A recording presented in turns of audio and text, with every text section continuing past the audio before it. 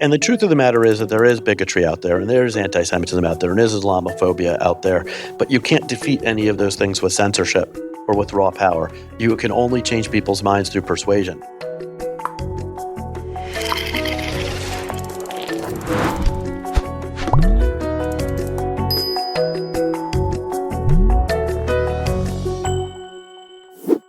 Joe Cohn, welcome to Heterodox Out Loud. Thank you so much, John. It's really so great to be here. It's nice to have you down the hallway to the podcast studio because, of course, you work here at HXA. You joined the team as our policy director in, was it August? Yeah, it was the first week of August, and not a lot has happened since then. It's Really? been pretty sleepy. Tell us a bit about what you did before you joined HXA. Well, I'm a lawyer, as you know, John, well, you know, but as the listeners and watchers might not, who's spent most of my career doing First Amendment work, and 12 years of that as the head of government relations for FIRE. And I left FIRE in December of 23 to run for Congress. It was an unsuccessful bid, but that's. And what where brought did you me run? here. Where were you running? I live in southern Jersey. Right. And so it was the New Jersey 3rd Congressional District. And it was a really, rewarding experience getting out there and meeting people and sharing my vision of what, the country should look like. But most of my career has been working on higher ed, issues and civil liberties in higher ed. And coming to Heterodox Academy felt like just a really natural fit. So let's dive in. There's so much happening, as you said. We joke that your office is one of the dead spots around here. In fact, it's the most lively, one of the most lively sections of HXA over recent months. On January 20th, as you know, I wrote a letter to the Trump administration congratulating President Trump on his inauguration and recommending that they could advance HXA's mission through pursuing four main policies. First, ending political litmus tests and hiring and promotion of faculty, the DEI hiring requirements. Implementing Title IX regulations that prevent discrimination without infringing on academic freedom. Third, navigating campus unrest while protecting free speech and free expression. And fourth, thoughtfully addressing anti-Semitism on campus. In the months since that I wrote that letter, a lot's gone on. Let's just dive in and let me invite you to give us some highlights of things that have come out of the executive suite since President Trump's inauguration. Yeah, it started actually on Inauguration Day itself when the president issued a flurry of executive orders and took a series of actions, many of which impacted higher education directly. So, for example, there were executive orders on DEI. There was an executive order called the one on restoring merit-based opportunities, one trying to rein in how the administration perceived gender ideology on college campuses, and yet another one on anti-Semitism. He had already issued his first executive order on anti-Semitism during his first term that was still in effect. And then you saw a bunch of agencies take immediate actions as well. So, for example, the White House's Office for Management and Budget sends out a memo ordering all federal funding to be frozen of all kinds, not just higher ed, all federal funding to be frozen while everything gets reviewed for compliance with the EOs. For compliance with the EOs was part of it, but also broader compliance with the Trump administration's priorities, which was one of the phrases in that document, and it was later walked back with a letter the next day saying that they were still going to enforce the EOs, but they're dropping that provision about just conformance with all of the Trump administration priorities. And this isn't really an HXA issue, but just so the listeners understand, we're talking about monies that were already allocated by Congress, which the budgeting power is usually it is not just usually, it is vested in the legislative branch and not in the executive. So that was just the first 24 hours. Can I just pause from that just very briefly? As you and I are aware, there was some dispute about what that phrase meant when the Trump administration said, according to their priorities. Some people read it as saying, in accordance with the executive orders that we've issued. Others took it as being read more broadly as in accordance with our political agenda, more widely construed. And that was considered a more chilling, objectionable. People interpret it that way, see it as a more chilling and objectionable phrase. Is that roughly right? Yeah, I think that's so, but I also not sure that it's a huge distinction because there's no check on doing your own executive order, right? So saying your own priorities and your priorities you decided to put in writing is not all that different. It's Okay. different from screening on things that you fought for, you got through Congress. Good. Good. So let me just share with the audience too, to make explicit an assumption that you and I use so often that I think it's worth saying out loud for the audience, and that's that at HXA, we're evaluating these actions in terms of our fundamental concepts that we care about. And what we care about at HXA is improving the culture of open inquiry by advancing a free expression of ideas, viewpoint diversity, and constructive disagreement, roughly speaking. So that's what we're primarily interested in, as you and I often discuss. We'll be discussing these actions and their effects on universities, not just for the health of university generally, but specifically regarding the health of the open inquiry aspect of universities. And that distinction between the financial well-being of universities and the open inquiry aspect of universities is going to be a complicated, interesting line to demarcate as we'll get that's to. right, because often they go hand in hand and they're really very difficult to tangle. But we are concerned about all of the threats to open inquiries wherever they come, whether it's in the House threats or whether they're external threats. And what's interesting about this environment is you have an administration dealing with some of the same internal threats that we perceive at HXA and want to combat. But we have to think through whether or not their solutions solve the problems, exacerbate them, or trade one set of problems for another.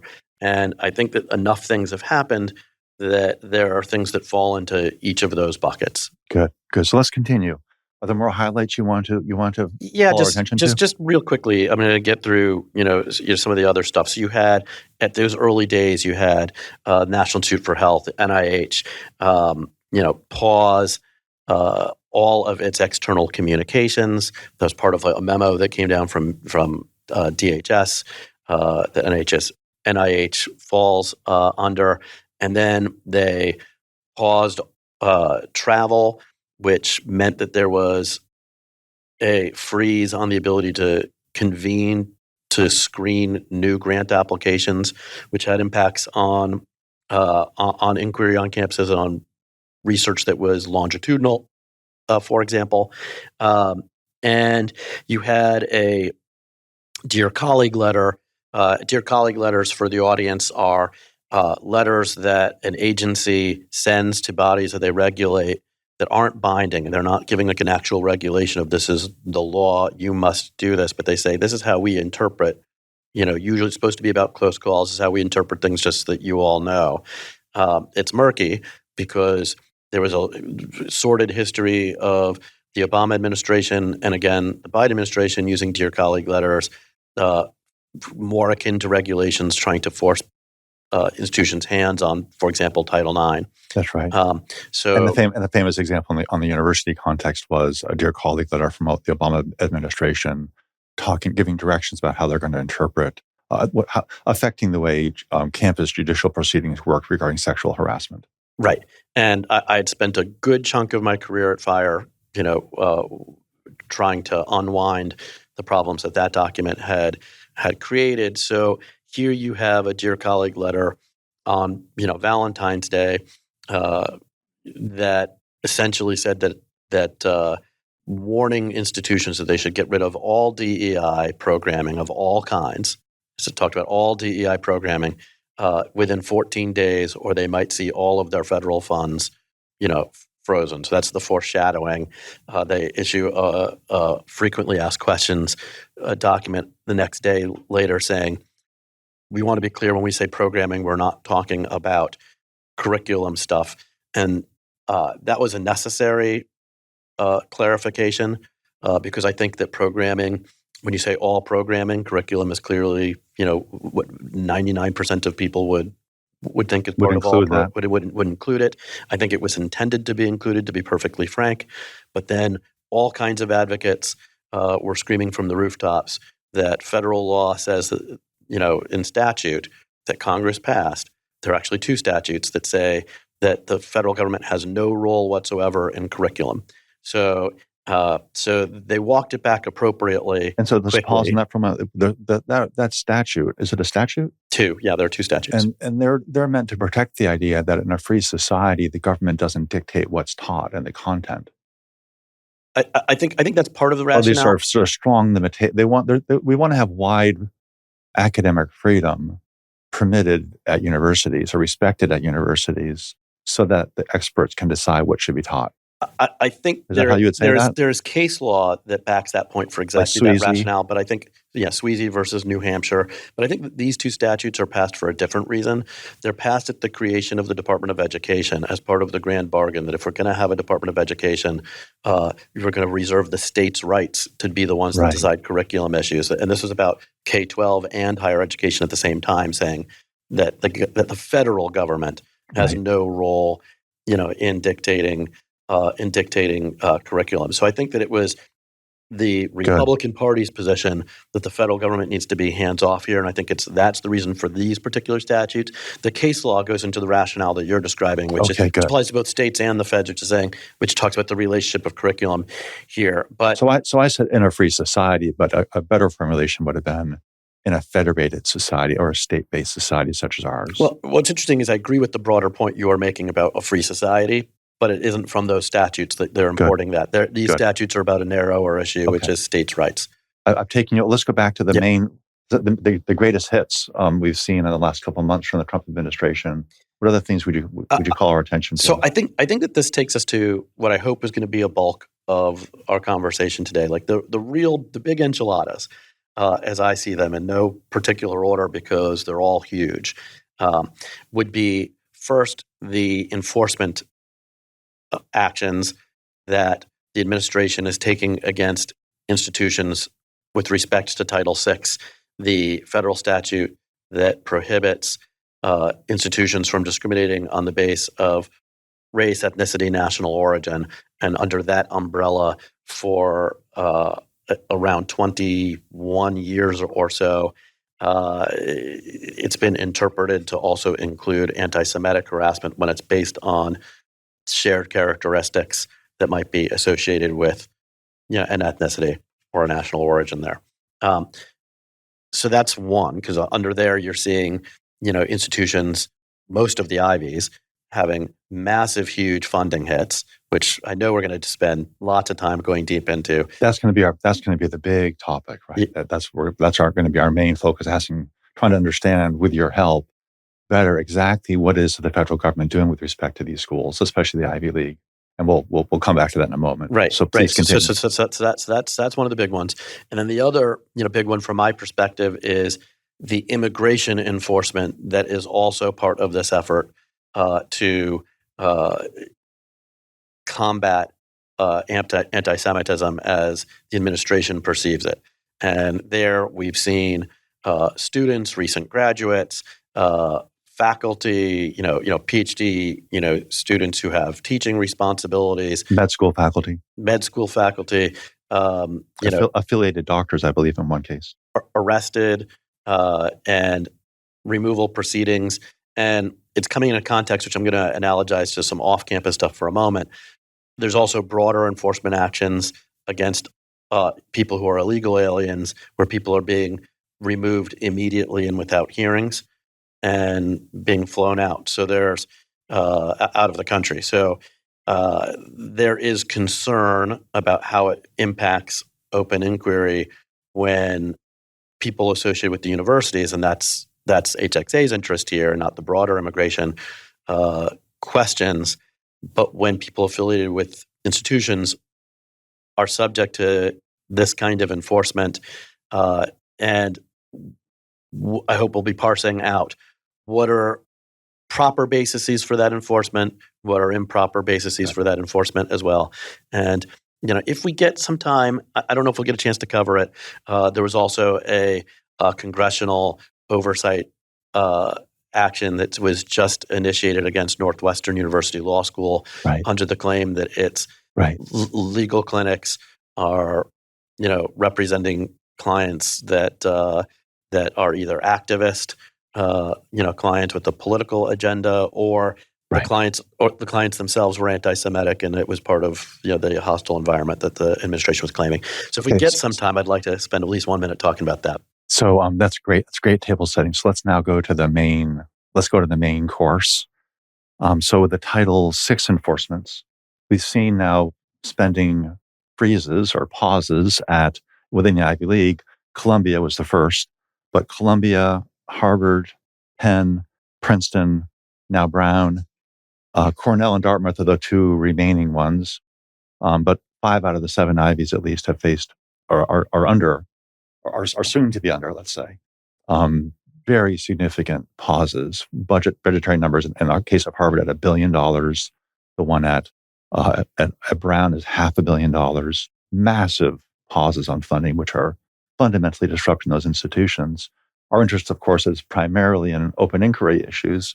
Can you just tell us a bit about this action on the part of the government? Help us understand exactly what powers the president's claiming to have when he makes these actions. What's the relationship of the federal government and the executive power in particular to the budgets of universities? Yeah, this is really interesting stuff and very consequential, as you were outlining.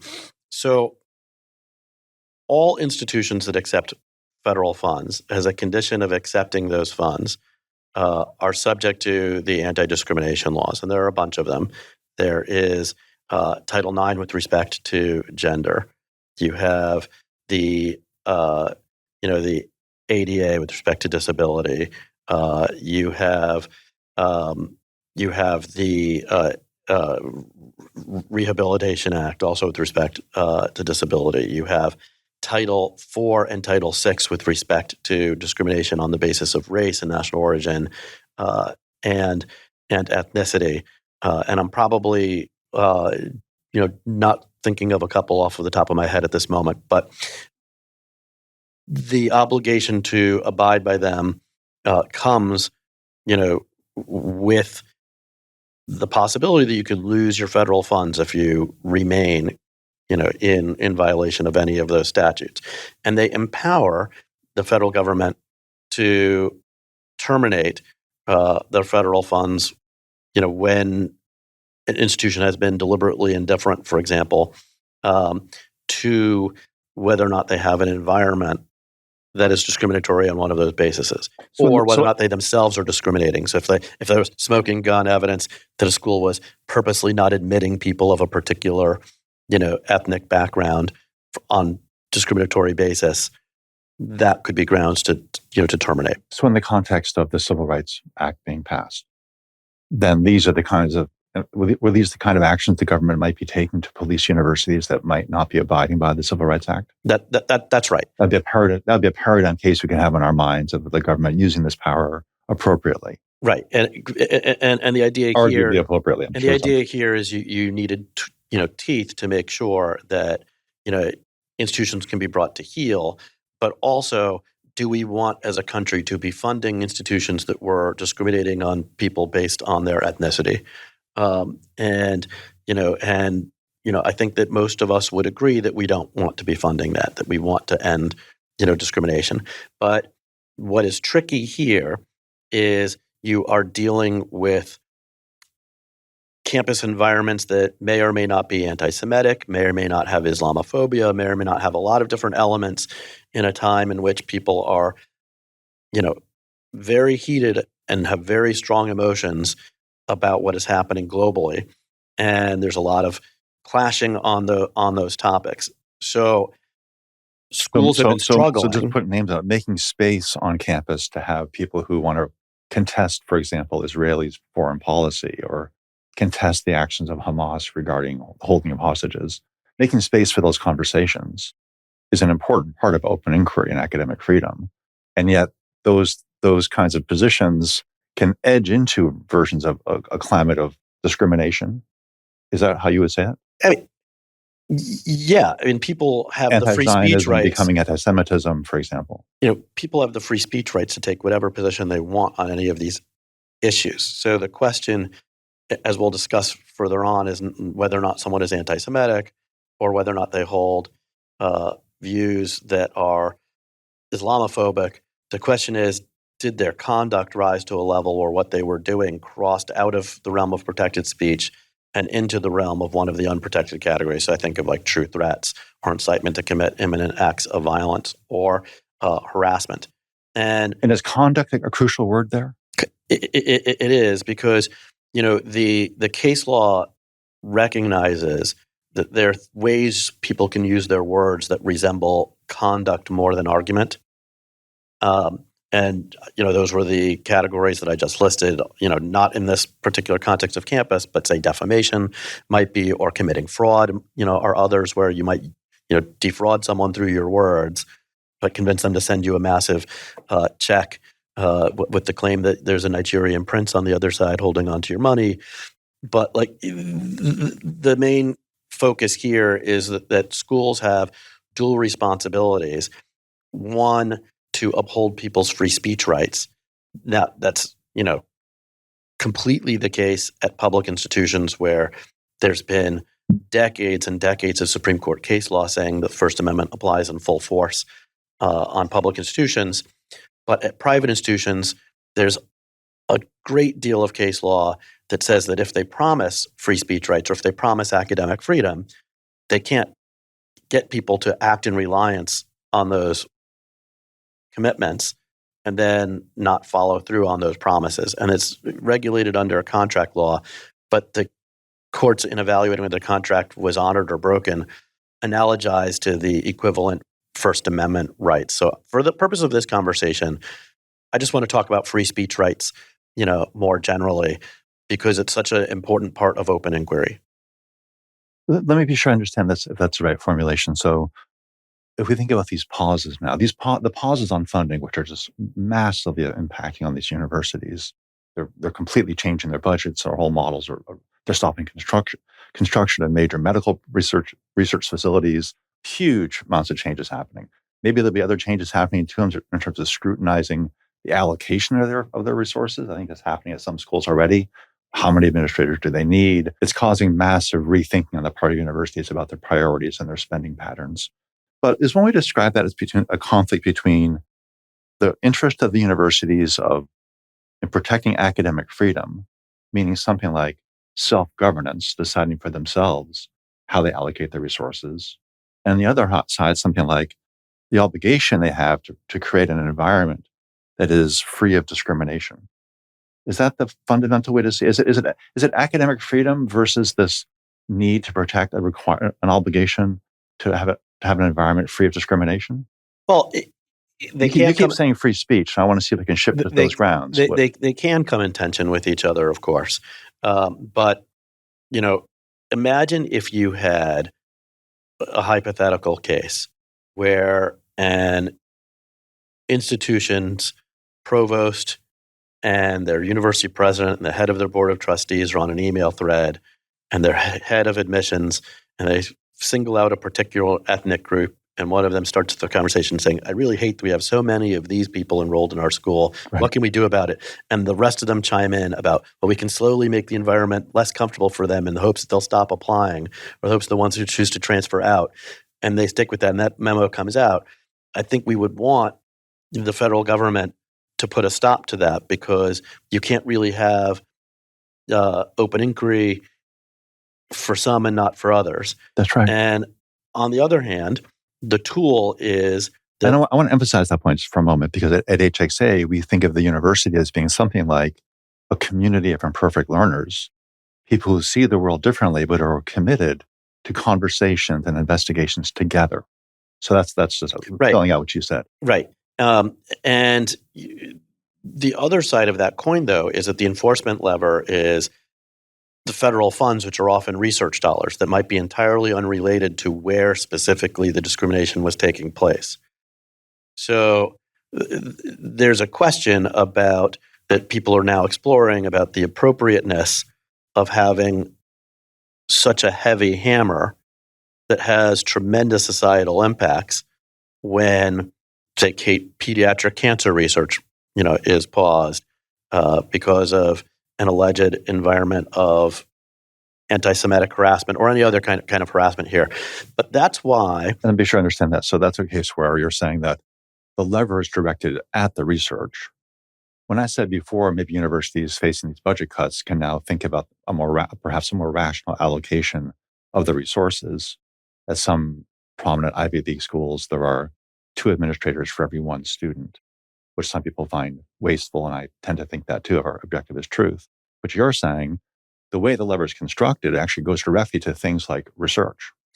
Yeah, I mean, the lever is at any and all federal funding, and is at the discretion of the Department of Education to decide how much of the federal funding they want to put at risk. Now, some of that federal funding is through Pell Grants and Stafford loans and other sources, but much of it, the biggest part of it, is with respect to research grants. So, but now, why isn't that fungible? So, in the example you gave of the pediatric cancer unit that's being directly funded, and now the funding gets stopped for that, is it the case that this is within the realm of fungibility? Because couldn't the university say, okay, that 3rd gymnasium we're going to build for the students, we're not going to build that gymnasium. Instead, we're going to fund pediatric cancer research. Yeah, I agree that money is fungible, but you have situations where the grants are for particular projects.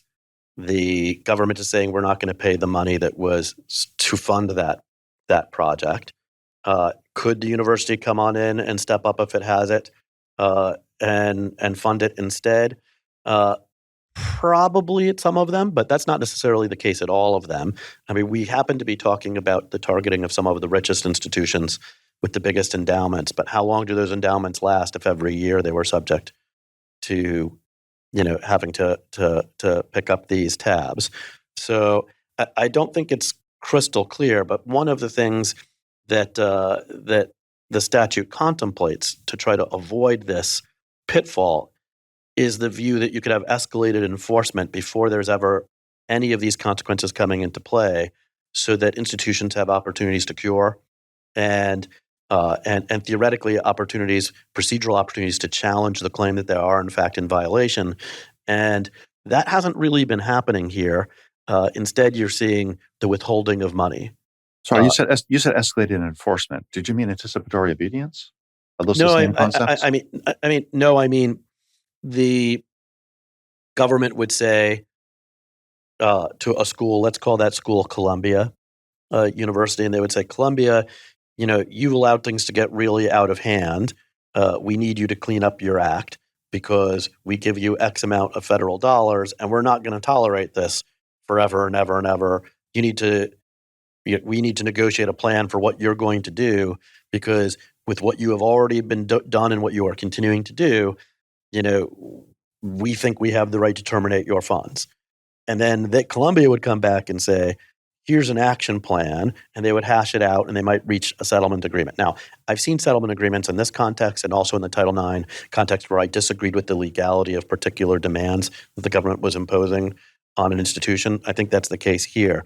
But that structure of the negotiation is supposed to prevent any of the money from ever being disrupted. It's not after the money is withheld, and then if you want to get it back, start negotiating with us, because there's also supposed to be able to go to court to challenge the idea that they are in fact in violation. Okay, let me just pause on that for a moment. I want to pause on the issue of pause to be sure I understand it myself and for our listeners too.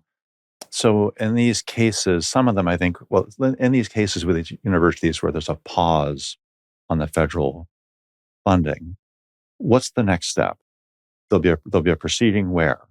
Well, they should be able to have a proceeding, but that's not what's happening. I mean, like they could go into federal court and they could say, this should be stopped. But ordinarily, it's supposed to be. So they could say we want the pause lifted, right? But ordinarily, if the pause is upheld, that just means the government has some amount of time before it has to investigate the case and make a decision. So how does that work? No, right now it's happening backwards. Like right now, what's happening is not what the statutory scheme contemplates. Explain. Which is ordinarily they're supposed to do these warning letters, they're supposed to negotiate out, and then afterwards the government would be initiating an action to withhold the money. And is that because we're assuming a situation where the government interest is not extreme and immediate? Is the justification for the pause approach that the situation is so dire that it needs to be done this way? Is that the theory?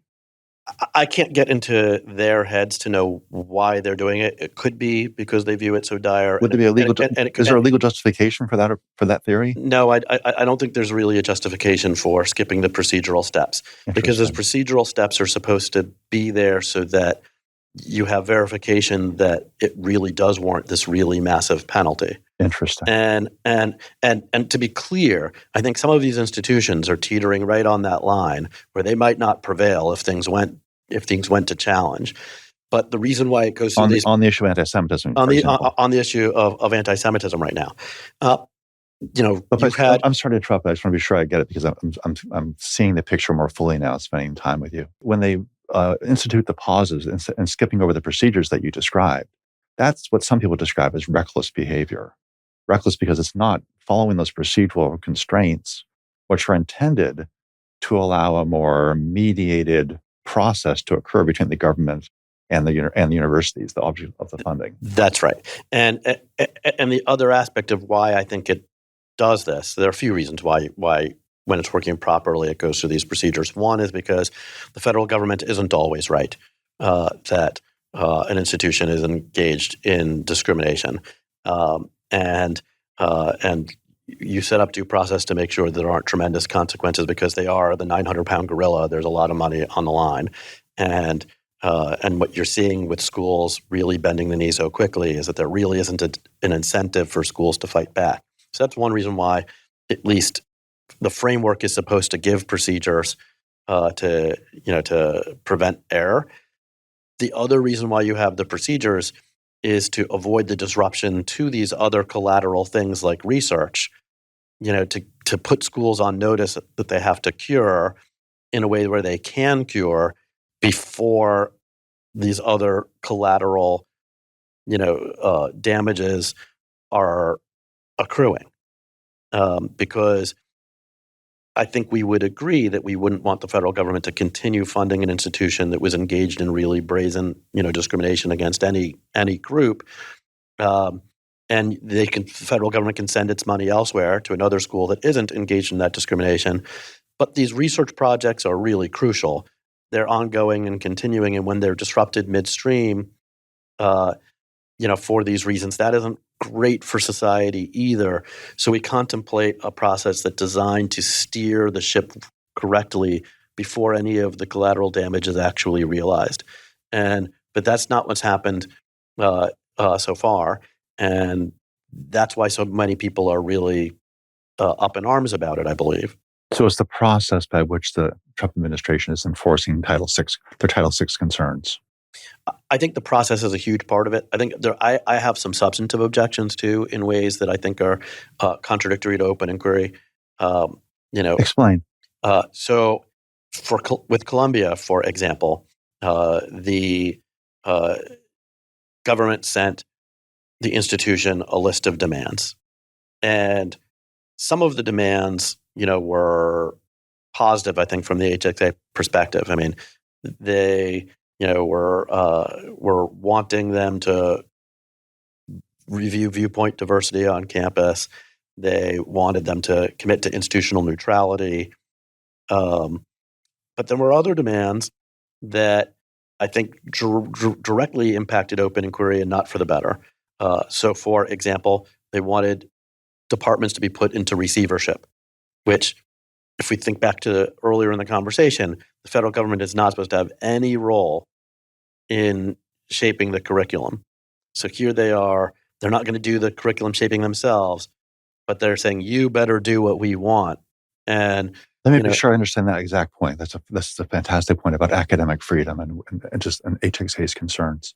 So let's imagine, of course, that you and I were discussing before coming on the show, a case where at a university, and I've heard many reports of this being the case on universities, including some of the universities that have been targeted for the freezes. Imagine a university where a course is being taught where the instructor announces on the first day, this is a course about the Palestinian cause.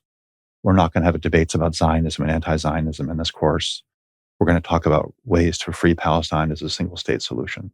And they teach the course that way. That's within the realm of academic freedom. Is that what you would say? Or are we now edging into anti-discrimination? If a Jewish student who's pro-Israel is a Zionist in that sense, it's part of their Jewish identity, let's say, wants to take that course, they need to just sit there and be quiet and not say anything about their views. How do you think about that kind of a case?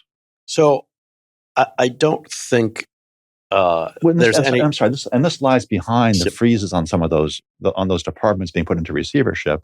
The claim that these departments are in some sense not engaged in the activity of searching for truth and knowledge, as HXA believes universities should be, all departments should be, but they're engaged in some kind of politicization or propagandizing or political action. Activism. Let's say activism, but without the reflective elements. How do you adjudicate all that? Yeah. So how do you think through all that? I would think it through on a case by case, basis. For one, I think it's okay to have courses that are taught from a particular perspective, but that's different from not allowing students in the class to articulate dissenting, views and to actually grapple with them. There's never a license to make up facts or to omit, facts selectively to push your particular cause. I mean, I think that would be bad pedagogy. I think that could, properly result in discipline from an institution. But if there was a course that was on the Middle East from the Palestinian perspective, I think that that's okay. I think there's also, it'd be okay to have a course on the Middle East from the Israeli perspective. I think provided the conditions that you met, which are quite thick, right. obtained. So that is, people could take the class on the Middle East from an Israeli perspective, and they can walk in the class and feel free to raise intelligent questions about Palestinian self-determination. Right. And the readings would not be selected in a way that they were all propaganda, low-level pieces. They would be academically scholarly pieces, including hopefully viewpoints contrary to the main view of the course. I think that's right. But I also don't think it's the federal government's role to step on in and say, okay, you're getting it wrong. So even if you had a course that was engaged in the particular activism, because of the federal government's need to keep its hands off of curriculum, I don't know it's the federal government's place to weigh in on how an individual course is taught. Excellent. This is exactly where I want to. This is where I wanted to bring this this is where I want this conversation to come. Right to this very point. So, I think it's the case. We have good reason to believe it's the case. There have been many courses and also some departments at some of the universities that have been targeted, where teaching has been conducted in a way that falls dramatically short of the standards that you were just describing, and that I affirm as well. There have been courses taught where some students were not free to express their views or contrary to a dominant view of the course. Courses where the readings were biased, where they were not high quality. They were courses that were defective from the perspective of HXA's values, maybe in some whole departments, arguably. But now the question is, what should be done about that? If the universities have been allowing that and they're not changing it, one reflexive solution is to say, well, someone should do something. And now we have an elected leader who's willing to do something. Shouldn't we be cheering that? Would you say that, or would you say, well, how do you analyze that? Where does academic freedom come in? Because we're now saying that if you allow the professors themselves to decide what they're going to teach, how they're going to teach it, some of them don't abide by the HXA way and the way they teach at all. So they reject those values. So I think that when we're talking about the federal government, the hands off of the curriculum is kind of an absolute. When we're talking about other state governments getting involved, I get worried anytime the state government can go into a class and decide that they don't want certain ideas being taught. I don't think they're really great experts on the pedagogy. I do think that that's better left to the institutions to decide. But I do think that if they wanted, as say state legislators, to look at the mix of course offerings and the ideas, and they said, oh, geez, you have 24 sections on the Middle East from the Palestinian perspective courses. You don't even have a single one from the other perspective, and wanted to insist on the creation of additional curriculum options, that's additive and not subtractive. So It would I wouldn't. create a richer environment of inquiry. Right. So I'm not one who thinks that there's no role for governments to ever play in looking at the mix, but I get very worried anytime any government actor has the ability to say, "Don't teach that," and or you can only teach it if you teach it from their perspective on what's the right balance or what the right mix is, because they might be right in an individual case. Like if we had 100 hypotheticals where legislators intervened in that way, I'm certain that there are one or two of them where you'd say, yeah, they're right. I agree with them that the mix is wrong and that it would be better if it was X, Y, or Z. But I'm also certain that you would have other examples where they just don't know what the heck they're talking about. It's just political interference. And the legal tool either gives them the ability to do that or it doesn't give them the ability to do that. So that's why I'm rarely uncomfortable with the additive approach, because that gives them some ability to weigh in there at the state level. But I'm always uncomfortable with you're not getting the right mix. I don't think the government should ever be able to say, you cannot discuss and debate this idea in this or any other college course. You're talking about adults who have all chosen to be there. You're not talking about an audience, a captive audience. So what we're looking at here— I would add they're young adults and they're not captive, but they are owed a pretty rich menu. I want to ask you, I think we agree on the main line, yes. but I'm interested in time and also just curiosity. I want to be sure we talk about some of the deportation issues. And I would love to hear your take on some of the deportations that have happened at universities. One thing that I wonder about is, to what degree are these deportation targets evidence of, for example, a hostile environment? That is, professors who have certain views that are connected to Hezbollah, for example, the professor from Brown, who I think a med school professor or someone associated with the medical school, with the hospital system at Brown, who traveled to see the Hezbollah leader's funeral and so on, was found to have pictures of this person on their phone, had a claim of a religious connection to that person, but there's also need to be a political connection to a designated terrorist group. Are these things? How do you think of the deportation cases? Are they part of the case for the Title VI actions? Are they a separate set of issues? What's your read? Well, the government is looking at this from a couple different perspectives. The first perspective is that it is saying that it has the authority to remove anyone who they think poses a national security threat. So that rationale isn't tied to Title VI at all. We think you're posing a national security threat. So I'm a professor and I'm a member of Al Qaeda, and I swear allegiance to their cause of violence, whatever it might be, and that's a designated terrorist group, for example. Right. My academic freedom wouldn't give me any protection. Special protection. That you happen to be a professor is no different than if you had been a plumber or an electrician. Or a pilot. Or a pilot. If you're actively engaged in terrorism or providing material support for terrorism, then that is something totally different. But ordinarily, you still have to have some amount of evidence before you remove someone that they are, in fact, engaged in those activities. And being a member of such a group wouldn't be considered enough for deportation? I think being a member of a terrorist organization— designated terrorist organization. A designated terrorist organization is enough.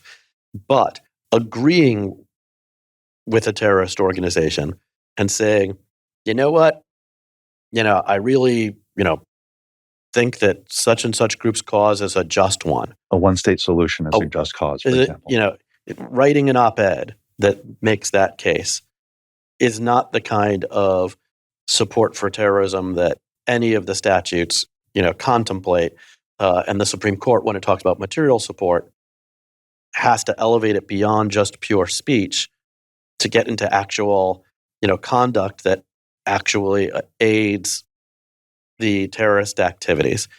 So what you have here is a mixture of two different rationales. There's that national security rationale that we just talked about. But then there's this rationale that the government is claiming that some of these individuals, through their involvement at the institutions, have created a hostile environment in violation of Title VI. And what I would say to all of this, because there are a lot of different layers of this that I hope that we touch on. We can't ignore the due process aspects of it, as well, which I hope to get to. But what I want to stick on for the moment first is just the claim that merely expressing agreement, whether it's at a protest or through an op-ed, itself is enough to have created a hostile environment. And what I would say is you can't have open inquiry if the idea is there are some views that are so offensive that students should be shielded from. And that's straight out of the Chicago Statement Principles on Free Speech. So that's not the role of universities to shield people from ideas. But you do have people who engage in behaviors that are clearly not protected. You have situations like the occupations of buildings, vandalisms. You have physical confrontations where people have been, assaulted. Right. There were protesters who taped a sign on the window of University of Pennsylvania President Dr. Jameson's, home early in the morning, saying that we're watching you. All acts of intended, intimidation. Certainly, the people who are engaged in those behaviors could be subject to discipline and could possibly even be removed. And the way I think about it— Sorry, you mean if they're non-residents, they could be deported? Right. Or expelled if they're citizens. Expelled from the university. Right, expelled from the university. Yes, I should be Sorry, clear are you about talking that. about university actions now or government actions? Yeah, I was mixing the two, and I didn't mean to be imprecise. When I talk about removal, I'm talking about the government action of removing someone. When I talk about expulsion, I'm talking about the institution. Good. And the way I think it through is if the person is accused of doing something that's criminal behavior, that should be initiated not by the institution, but by the government. And the government should bring charges. And if they've, been found guilty of those charges, that could put their visas in jeopardy. And if they lose their visas, the school should not continue having them there. If, on the other hand, it's an infraction of a school rule, a protest where there was a heckler's veto. Now, first of all, that should be actionable. That's punishable. It's not protected speech. And it's important that schools enforce those rules, evenly. But, I differentiate personally between someone who gets involved in a protest that gets out of hand and actually physically assaulting people in a protest. I don't want them treated with the identical penalty. I don't want an 18-year-old to not have an opportunity to learn from any mistakes that they make. So, Right. but if a student were to do things like occupying a library or physically striking another, person at a protest or things like that, and the school were to expel them, then that would subject them to losing their visa, because their visa is conditioned on them being enrolled in the school. And I would lose no sleep with the government removing them under those circumstances, provided they went through the ordinary procedures that give people notice and opportunity to challenge them, and not grabbed on the street, arrested, put on planes, and put in jail cells somewhere, with the government trying to remove them as quickly as they can before they can get lawyers to fill Right. out paperwork. Let me ask you that same case now on the other side of it.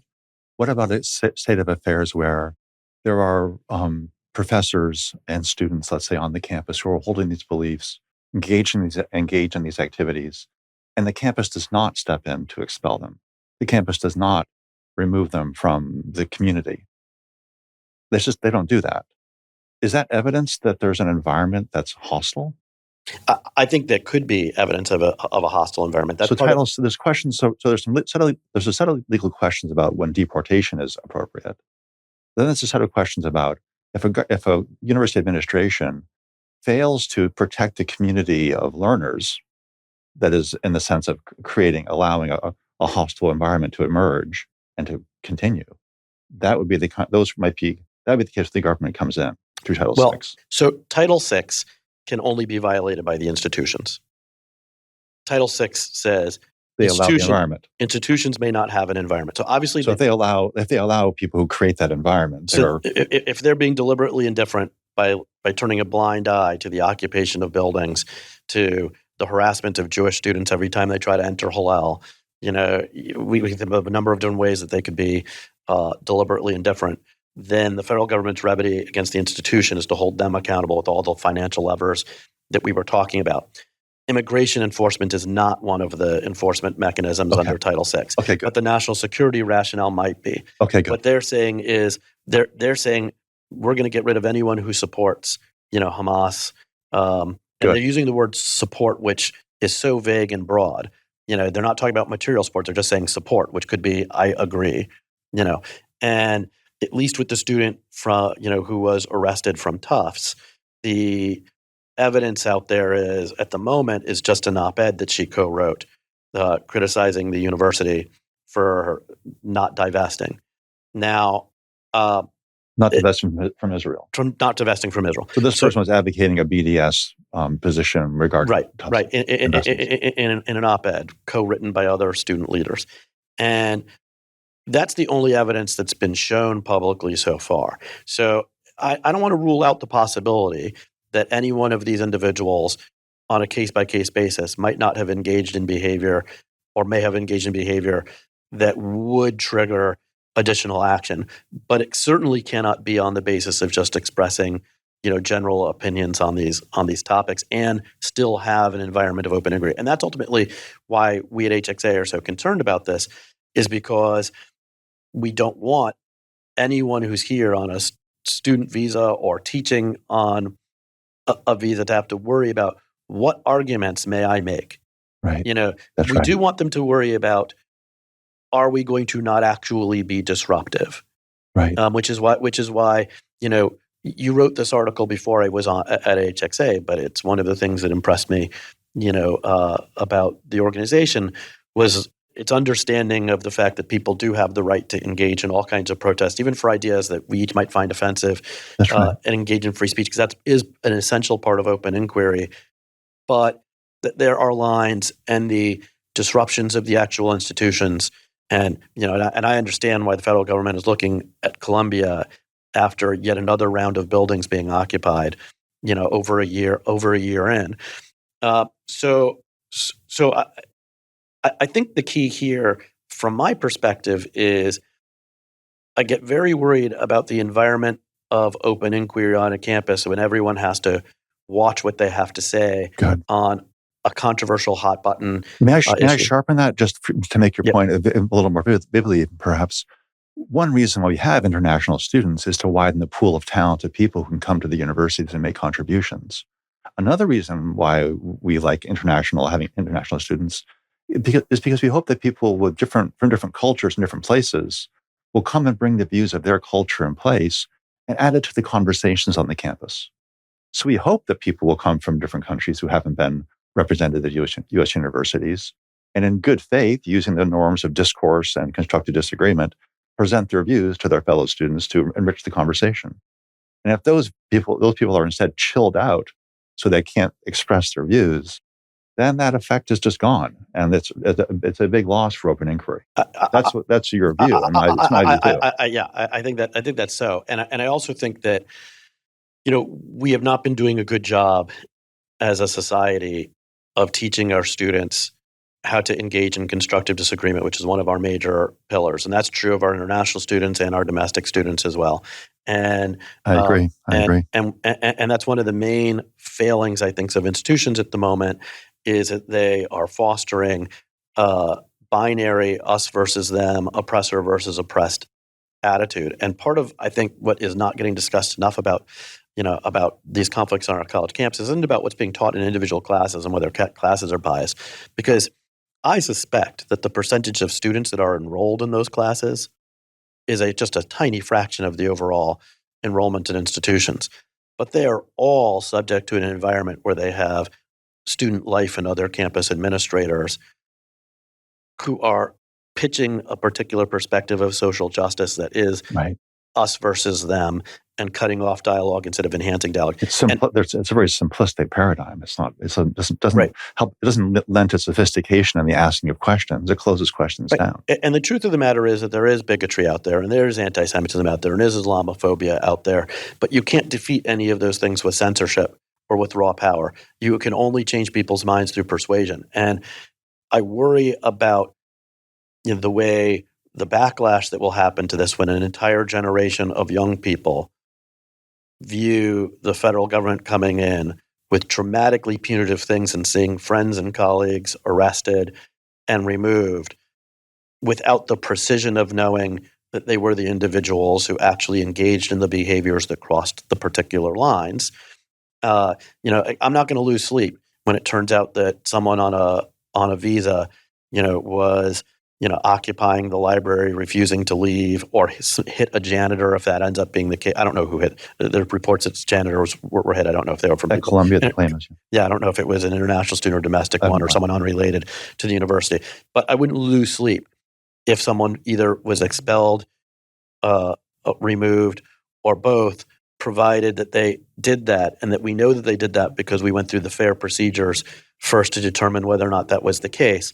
But I do very dramatically worry, even if you got the correct person who did those things, if you skip the procedural protections, because that chills everyone else's, expressive rights too, because they can't count on the government getting it right the next time with them. Good. So that's the broader concern here, is not whether or not there's enforcement to be taken, but the manner in which it's taking place just can't be squared with an environment of open inquiry. And I'll just add one other thing that worries me.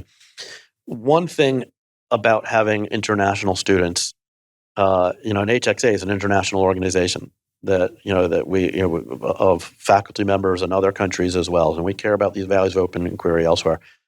I want American institutions to show the world how that's done. I want them to lead by saying that we're places of institutions where we value open inquiry, we value viewpoint diversity, we value constructive disagreement, and when someone comes here, they get a taste of how it should be done elsewhere.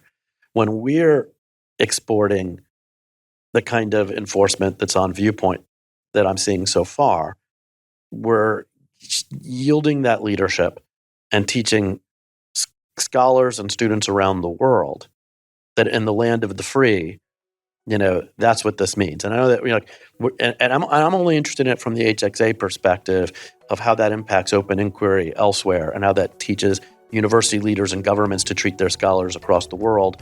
And I don't think we're setting the right lessons. Joe Cohn, it's been wonderful having you on Heterodox Out Loud. Thank you so much. Thank you, John. Really a pleasure. Thank you for tuning in to today's episode. Heterodox Out Loud is a nonprofit production of Heterodox Academy. We rely solely on support of listeners like you. If you enjoyed today's episode, please follow our podcast, leave a rating or a review, and share it with your friends and network. Your support helps us reach more individuals who value diverse perspectives in higher education. If you are in higher education, visit heterodoxacademy.org and join the thousands of professors and students from all around the world who are working to support open inquiry. Until next time, I'm John Tomasi, reminding you that great minds don't always think alike.